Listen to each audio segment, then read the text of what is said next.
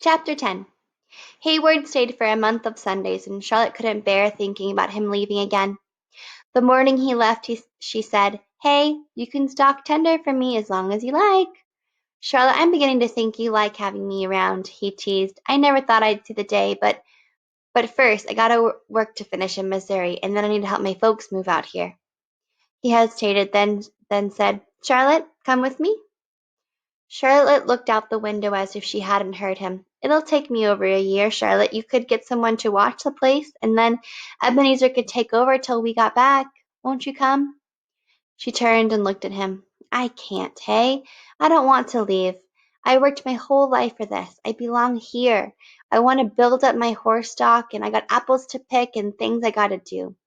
Besides, there's something I've been thinking on for some time that I feel real strongly about." She knew she could tell Hay anything, but she wasn't sure how he'd react to this. "I registered to vote in the Santa Cruz County. The election's in a few weeks, and I don't want to miss it." Hayward stared at her and shook his head. "Charlotte, you'll be going against the law." "Hey, I know more about who to vote for than most. Women are citizens of this country, just like you. They work hard and make decisions sound as a man's." "There's a lot of folks who don't agree." "There's a lot of men who don't agree," said Charlotte. Hayward grinned at her. "I ain't one of 'em," he said. "I just don't understand what you'll be proving if no one knows you're a woman." "I guess I'm proving that here I am, a member of this country that most folks respect. Most of them ask me who I'm voting for, and the only reason I can walk in and vote is because they think I'm a man. Sooner or later, they'll know I was a woman and my point will be made." "So, someday you're gonna let people know you're a lady?" he asked. "Maybe, but whether I let them know or not, I'll be wearing these same clothes and tending my horses and running this ranch, same as always." He considered what she'd said and shook his head. "You know you're mine, Charlotte, and that's fine by me. You know how I feel about you." "I know." He gave her a big hug and acted like he was never going to let go.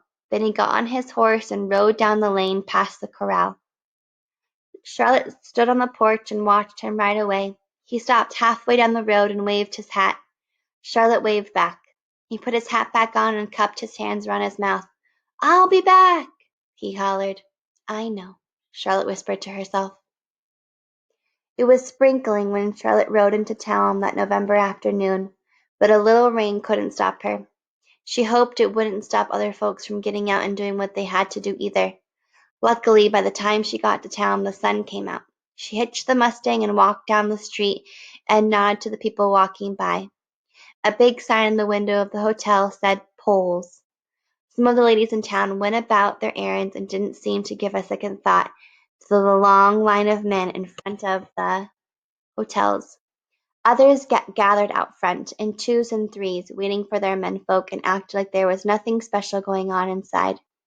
Charlotte wondered if they really didn't care, or if they were going about playing their roles like she was playing hers. One man came up and clapped her on the back. "Glad to see you, Charlie," he said. Another man said, Pretty exciting day, ain't it, Charlie?" Charlie didn't say much. She shook hands all around and got in line with the men. She listened to them banter and joke around her. "Heard Wyoming's gonna give women the right to vote. Thought I'd heard everything. What's this country coming to? What do you think, Charlie?"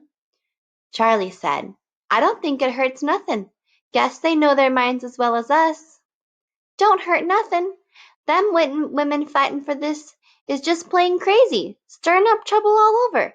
They'll be the ruination of all this country. I told my wife that she wouldn't ever be votin' as long as she's married to me, no matter what the law says. What does she know about politics?" Several other men added their opinions, and the line inched up the hotel steps. A little boy ran up, found his father in line, and tugged on his hand. "Papa, Papa, the Taylor boy said Sarah and I can't play ball 'cause I'm little and she's a girl, and she's fighting him in the street and he's twice as big as her. Hurry, Papa." The father shook his head. "We told her and told her about fighting. When's that girl gonna learn?" The men chuckled, and the father and the little boy left.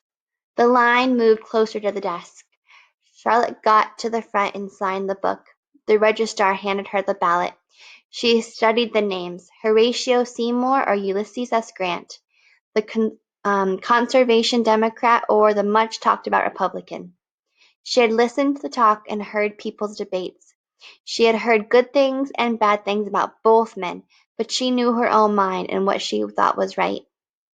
"You know who you're voting for, Charlie?" asked the man next to her. "Yes, I do," said Charlotte. "Old Jake couldn't take it today because he's ailin'. Felt real bad about not comin', but I told him one vote won't make no difference." Charlotte nodded to the man. Would her one vote make a difference? Why was she doing this? Some day when people found out that, would they just think that she'd been crazy too, or would they wonder that she had a good reason? Yes, she told herself, she did have a good reason. This was something she could do for that woman who stood up in front of all those laughing men and passed out handbills on the saloon steps. Something for those women out front who were pretending they didn't mind they couldn't vote.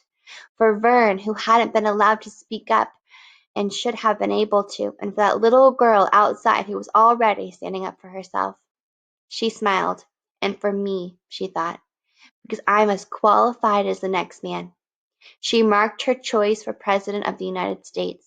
She turned in her ballot, then faced the crowd of men still waiting in line. She tipped her hat. "Gentlemen," she said, "may the best man win." Then she walked out of the hotel, got on her horse, and rode home.